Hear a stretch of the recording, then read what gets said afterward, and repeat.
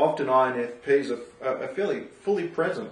You know, that there can be, there's often not a lot of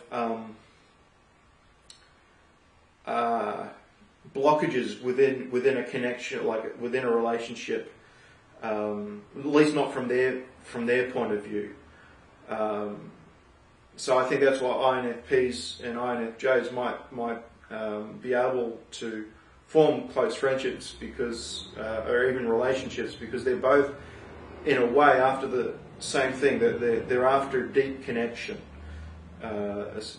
especially in the era, I think, of romantic relationships. They're after a real deep connection, and they will pursue that.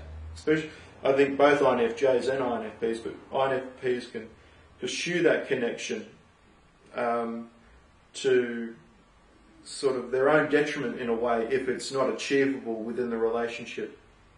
But if they're feeling sort of tied to that relationship, they can seek it and get quite hurt in the process if the other person's not willing or able to connect with them on that level. The other aspect of the relationship side of an INFP is that they can see the potential in other people, and they can spend a lot of time with someone, not necessarily pushing them in any way, but just believing in them, and they can often sort of see a path for another person, a path out of where they're at and into a greater realm of freedom or a breakthrough. INFPs, I think, have an ability to see that, and they're incredibly patient. They're willing to walk with someone for a long period of time, if it sort of ties in with the INFP's belief system or value system. The word cause comes up a lot when talking about INFPs. If they have a cause, then they would be willing to go to the ends of the earth to achieve that cause and make it have it be achieved.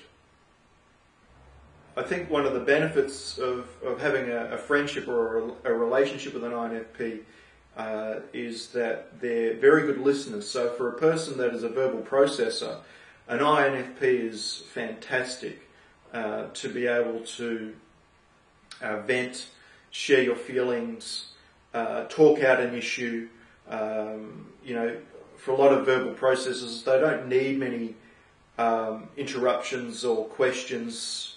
In a way, the verbal processor comes to the answers themselves if they've given enough room to be able to just talk out the issue, get the emotion out of the issue and talk about it, go off on the various tangents that the issue might have, and often the verbal processor will come to their own conclusion or answers to their dilemma. So INFPs are great for that, to be able to verbal process, because they create so much space.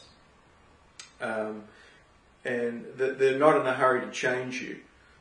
However, the flip side of that is, if you're looking for feedback, if you're looking for a perspective on it, on your issue, you're looking for some ideas or thoughts, maybe INFPs generally aren't, don't